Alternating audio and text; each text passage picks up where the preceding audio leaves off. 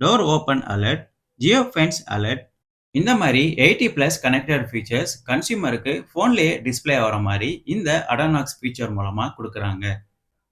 ஒரு பிரீமியமான 26 centimetre HD infotainment system இந்த MX3 வேரியண்ட்டுக்கு கொடுக்குறாங்க. ஒரு சென்சிட்டிவான டச் ஸ்கிரீன் சிஸ்டம் தான் இந்த வண்டிக்கு கொடுத்துருக்காங்க.